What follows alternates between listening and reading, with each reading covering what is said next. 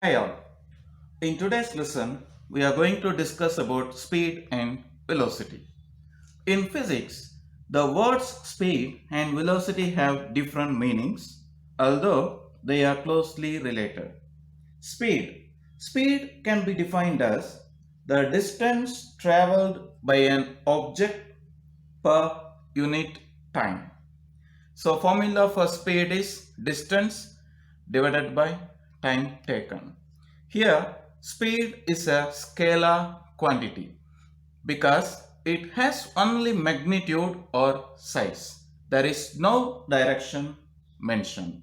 The SI unit for speed is meter over second. Velocity is an object's speed in particular stated direction. You can see distance in both speed and velocity. Time is common for both speed and velocity, but velocity has one more quantity, that is direction. So velocity is a vector quantity.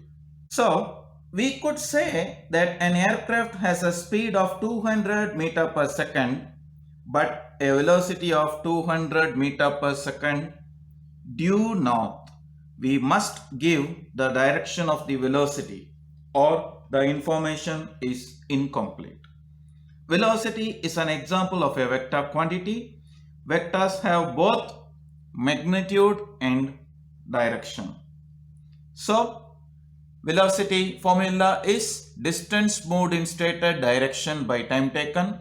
SI unit is same as speed, that is meter per second. Hope you got something about speed and velocity.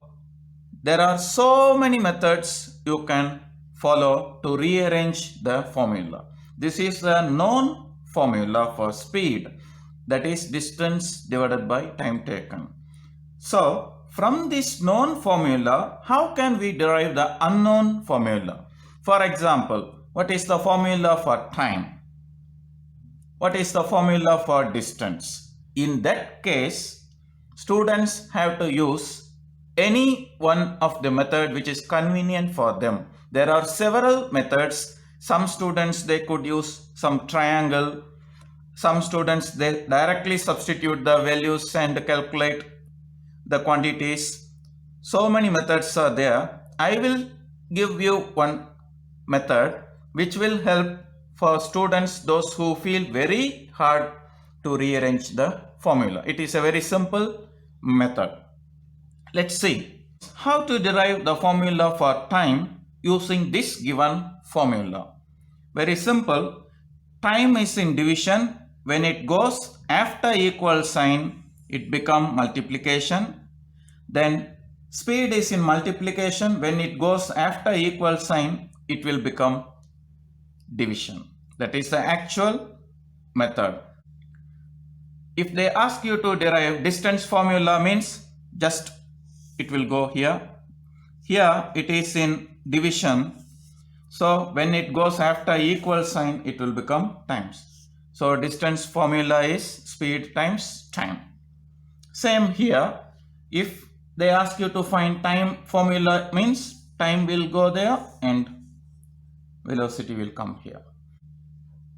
If they ask you to find distance moved in stated direction, means just velocity will go there. Here it is in division.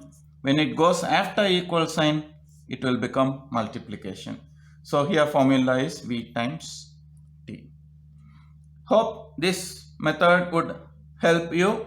Those who really feel difficult to rearrange the formula can use this method also.